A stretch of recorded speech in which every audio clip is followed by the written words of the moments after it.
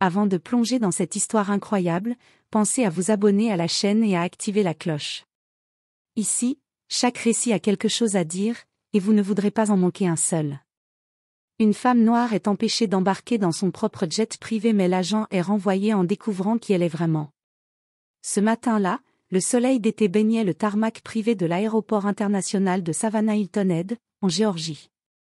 L'air était dense, moite, vibrant de chaleur comme une nappe invisible au-dessus du béton chauffé à blanc. Les moteurs des jets privés ronronnaient au loin, vrombissements étouffés qui traduisaient luxe, puissance, privilège.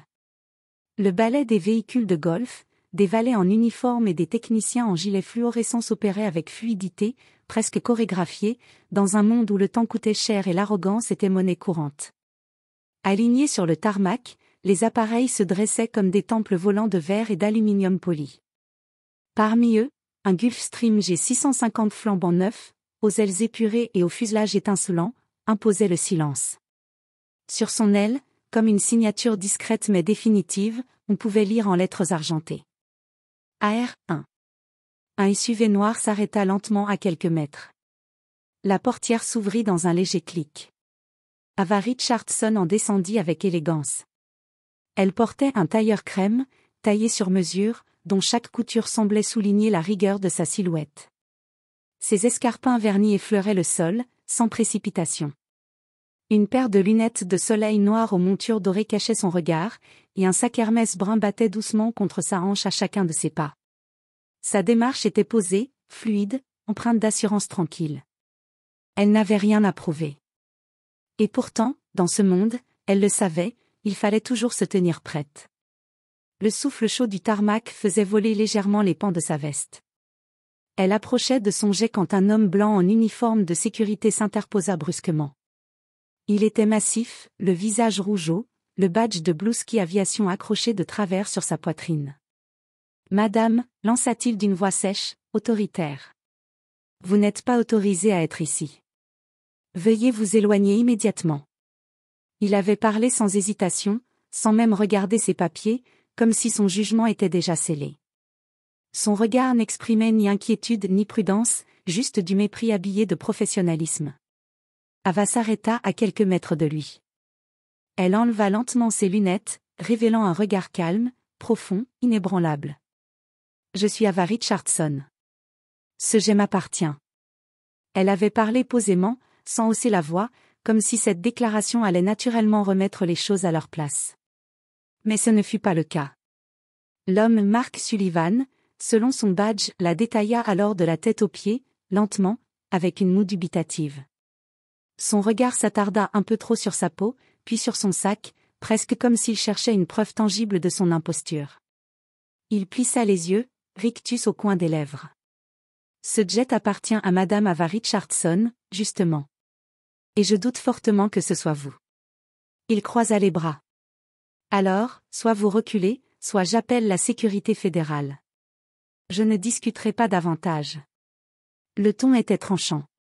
Condescendant. Définitif. Un silence épais tomba, comme une chape de plomb entre eux. Même les murmures des moteurs au loin semblaient s'être tus. Ava ne sia pas. Elle se tenait droite, sans trembler, sans sourciller. Ses traits ne trahissaient ni surprise ni colère. Elle avait vu ce scénario bien trop souvent pour en être déstabilisée. « Appelez qui vous voulez », répondit-elle calmement. « Mais vous vous trompez d'ennemi. » Elle n'avait pas crié. Elle n'avait pas supplié. Elle avait simplement prononcé ces mots avec la gravité d'une vérité que l'autre homme n'était pas prêt à entendre, mais qu'il allait bientôt apprendre à ses dépens. Née à Baltimore, dans un quartier populaire où les trottoirs étaient fissurés mais les rêves solides, Ava Monique Richardson avait grandi dans un monde fait de contrastes. D'un côté, les immeubles défraîchis, les sirènes nocturnes et les défis d'une Amérique qui semblait toujours douter des enfants noirs. De l'autre, les livres. Sa mère, bibliothécaire bénévole dans un centre communautaire, lui avait appris très tôt que les histoires étaient des armes, que la connaissance ouvrait des portes que l'argent seul ne pouvait franchir. Son père, mécanicien à l'ancienne, lui avait transmis l'amour du concret, du métal, des moteurs qu'on démonte, qu'on comprend et qu'on fait rugir à nouveau.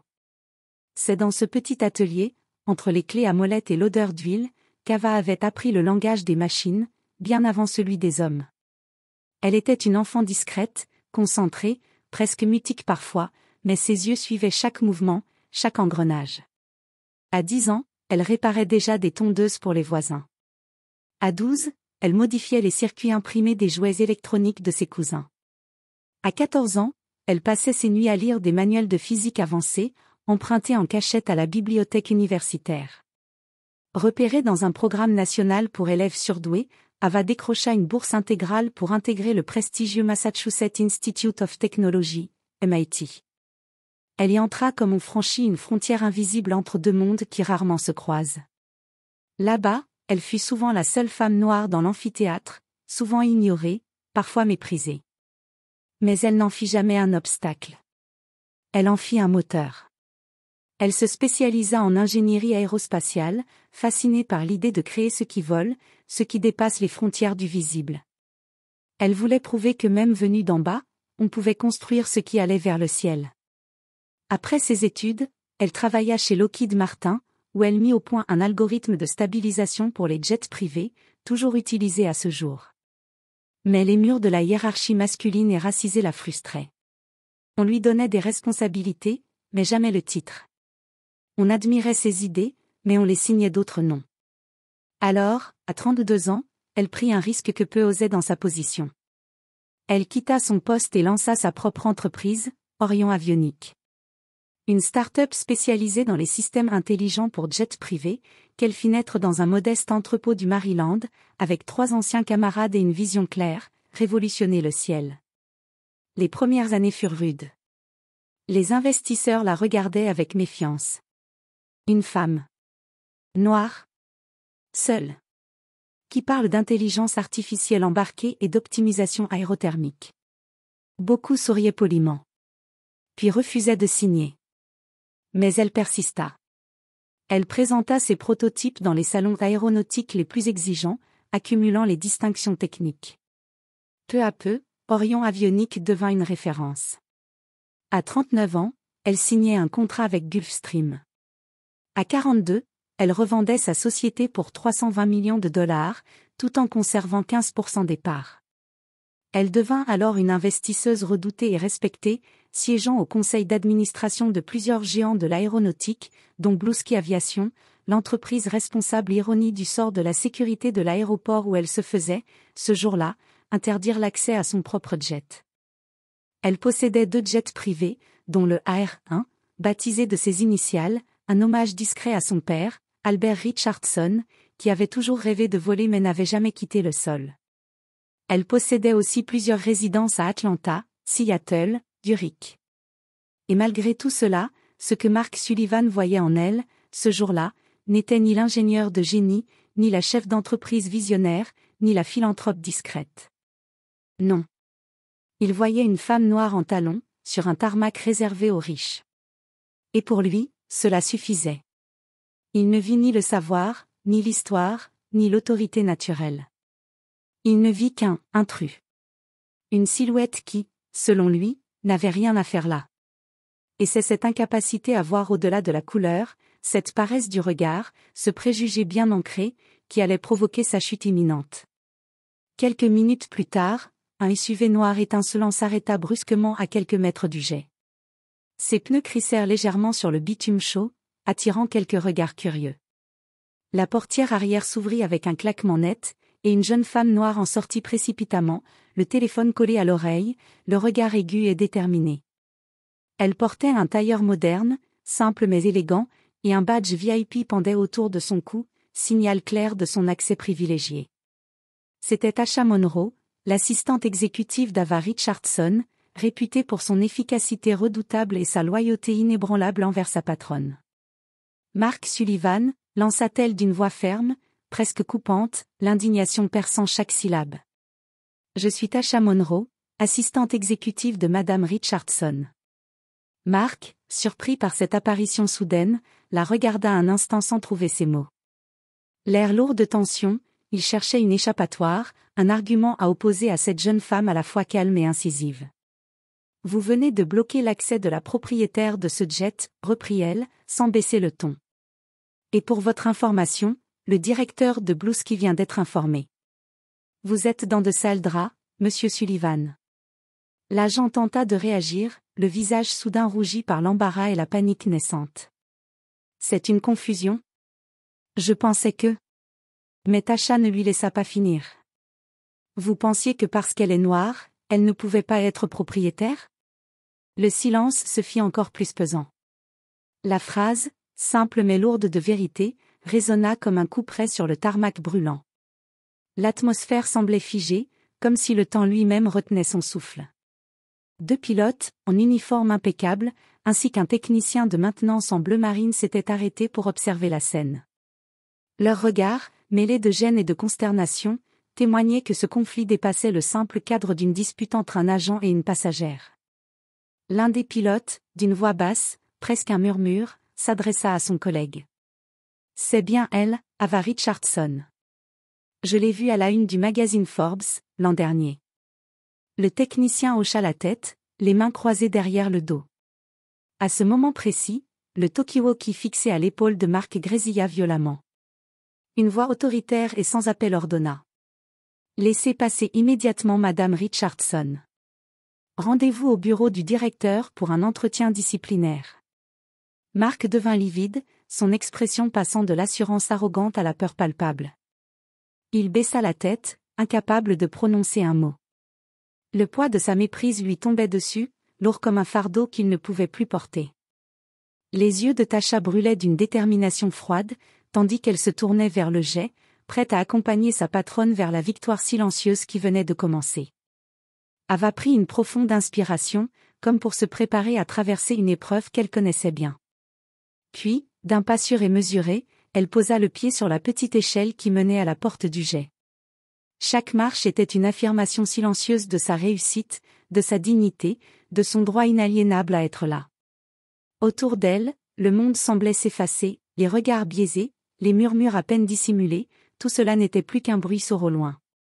Dans cette bulle d'acier et de verre, elle retrouvait son royaume, son espace où seules ses compétences, sa vision et sa détermination comptaient.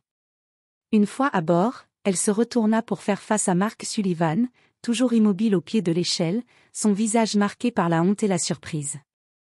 Sans un ton d'agressivité, mais avec une clarté tranchante comme le cristal glacé, Ava déclara. Ne jamais supposer que quelqu'un ne peut pas posséder quelque chose juste à cause de sa couleur de peau.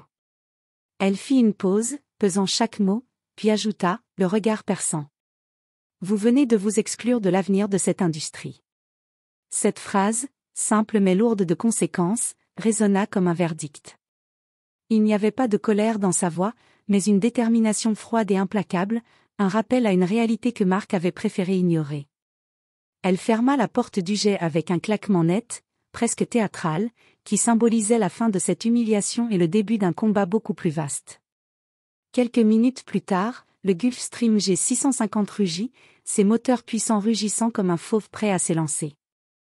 Le jet décolla en douceur du tarmac, s'élevant rapidement dans le ciel bleu clair, laissant derrière lui l'ombre d'un préjugé et l'écho d'une injustice. Ava était en route vers Zurich, où elle était attendue comme oratrice principale lors d'un sommet international sur l'innovation dans l'aviation verte. Là-bas, parmi les esprits les plus brillants et les décideurs du monde entier, elle allait partager sa vision révolutionnaire, un futur où l'industrie aéronautique s'appuierait sur des technologies durables, où elle, femme noire issue d'un quartier modeste, serait non seulement reconnue mais célébrée comme une pionnière. Au-dessus des nuages, dans la cabine silencieuse du jet, Ava posa ses mains sur la console de pilotage, son esprit déjà tourné vers les défis et les victoires à venir. Elle savait que ce voyage ne se limiterait pas à un simple déplacement géographique. C'était un envol vers la reconnaissance, la justice et le changement. Le lendemain matin, le nom de Mark Sullivan circulait déjà dans les couloirs de l'aéroport et sur les réseaux professionnels comme un avertissement clair. L'affaire avait fait grand bruit, déclenchant une vague d'indignation mêlée d'incrédulité. Comment un agent de sécurité pouvait-il avoir osé remettre en question la légitimité d'une femme noire, et plus encore, la propriétaire d'un jet privé d'une telle envergure? Sans surprise, Bluesky Aviation prit une décision rapide et ferme. Dans un communiqué officiel, la société annonça le licenciement immédiat de Mark pour discrimination raciale flagrante. Le conseil d'administration, conscient de l'impact de cette affaire sur son image, présenta ses excuses publiques à Ava Richardson et à tous ceux qui avaient pu être blessés par cet incident.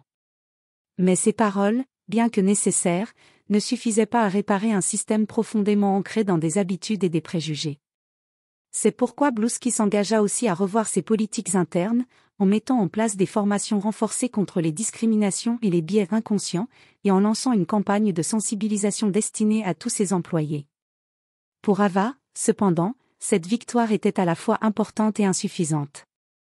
Elle savait que l'humiliation qu'elle avait subie ce jour-là n'était pas un accident, ni un simple malentendu, mais la manifestation d'un problème systémique qui empêchait encore trop de femmes noires de gravir les échelons, de se faire entendre et de s'imposer dans des secteurs dominés par d'autres.